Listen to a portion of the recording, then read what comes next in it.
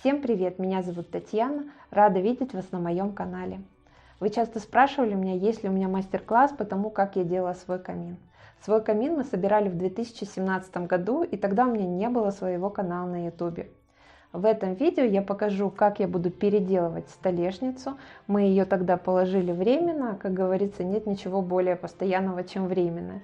Поэтому сегодня я ее буду декорировать вот такой стеклянной мозаикой. А также покажу и расскажу, из каких материалов мы собирали наш камин. Надеюсь, вам пригодится. Давайте уже посмотрим, как я это буду делать. Сейчас я приступаю к переделке столешницы. Изначально у нас не нашлось материалов, чтобы сделать столешницу нужной толщины. Зато был лист вот этого ЛДСП, который был закатан с 3 сторон и подходил нам по размерам. Утолщаю столешницу и прикручиваю еще один лист ЛДСП в 16 мм.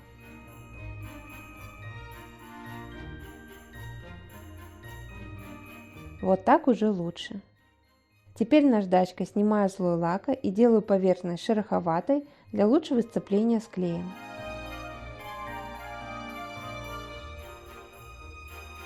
Купила я вот такую стеклянную мозаику, как я вам уже показывала, и работать я буду с монтажным клеем для зеркал. Производитель пишет на этикетке, что состав не разрушает амальгаму зеркал, так что я поверила этикетке и купила его. Распаковываю мозаику и примеряю, как она будет располагаться.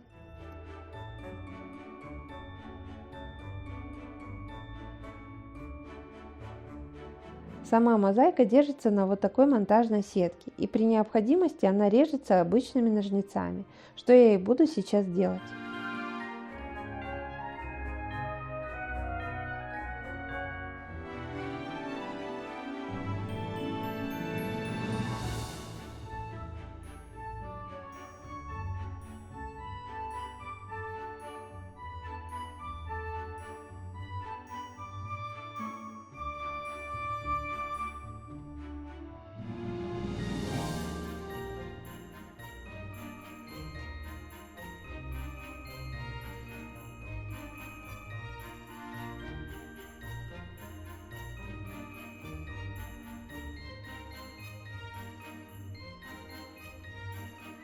Вообще принцип работы один и тот же. Наносим клей, да и клеим. И пока я расскажу, как и из чего мы собирали свой камин. У меня осталось всего парочка фотографий с телефона, которые мы сделали, как говорится, для истории. Если кому-то нужны размеры моего камина, то можете поставить видео на стоп и переписать размеры. После ремонта кухни у нас остался почти целый лист гипсокартона. Год он простоял на лестничной клетке, и вот после недолгих уговоров муж поддержал мою идею сделать камин. Со словами «все делают из коробок из пенопласта, а тебе, как всегда, нужно основательно». Ну и на этом этапе от меня нужен был только чертеж камина со всеми размерами. Муж купил направляющий для гипсокартона и собрал вот такой каркас. Камин у нас мобильный, он легко передвигается, как обычная мебель.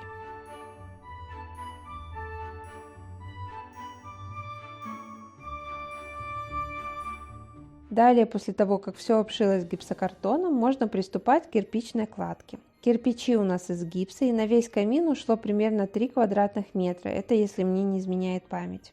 Такой гипсовый кирпич предназначен для внутренних облицовочных работ. Далее я уже затирала швы раствором и покрасила камин белой моющейся краской. Когда мы делали в том году ремонт в зале, то я специально провела электропроводку для камина. Сделала двойную розетку для подсветки камина и елки.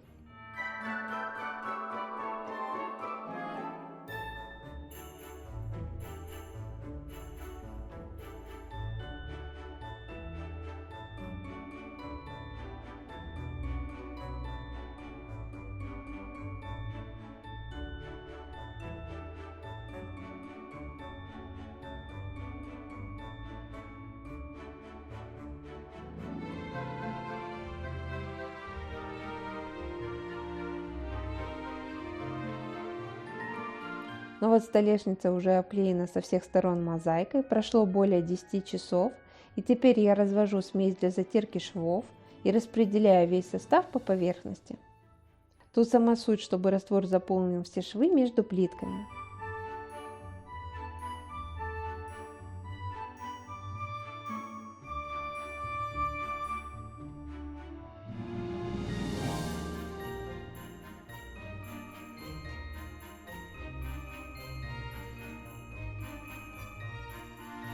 Когда раствор немного подсохнет, влажной тряпкой убираю излишки.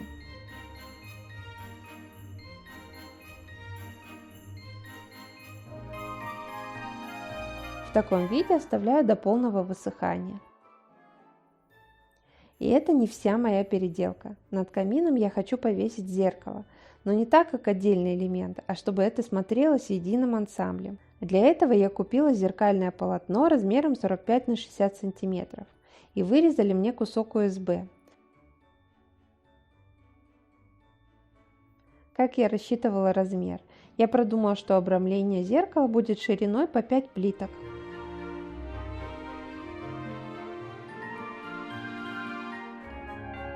Прежде чем клеить зеркало и плитку, я покрасила одну сторону плиты белой краской.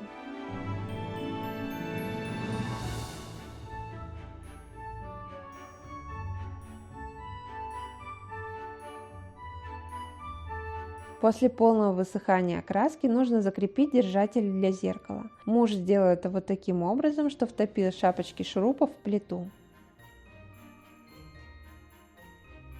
Вот так это выглядит с обратной стороны. А теперь можно клеить зеркало и мозаику к основе.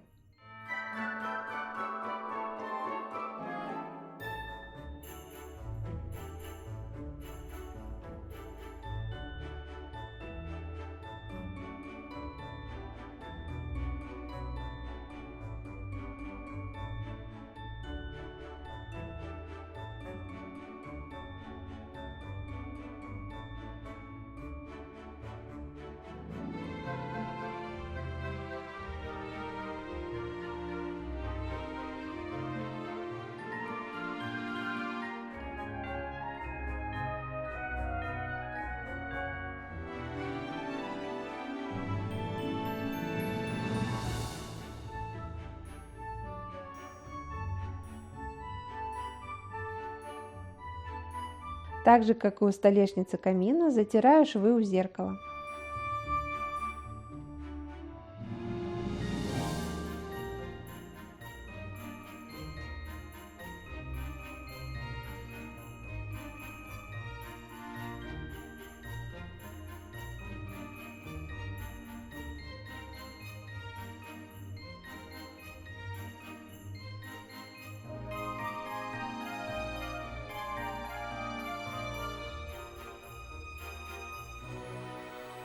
Вот так при разном освещении теперь играет столешница.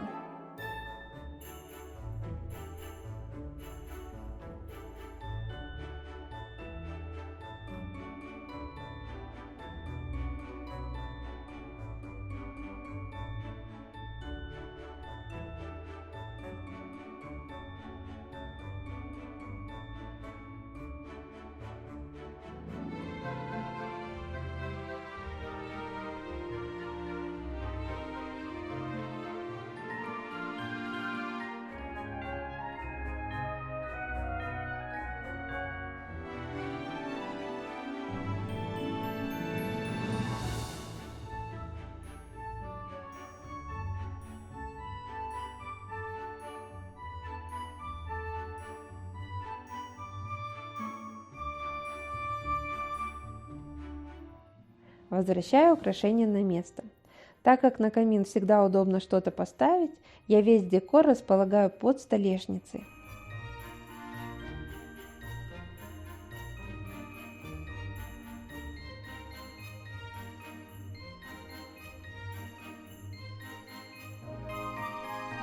Ну вот зеркало уже заняло свое место над камином, лично мне результат нравится. Сделать это очень просто, вы сами все видели, а результат меня порадовал, я именно так себе это и представляла. На таком нейтральном фоне всегда выигрышно смотрится любой яркий декор, чем я, кстати, тоже займусь в ближайшее время.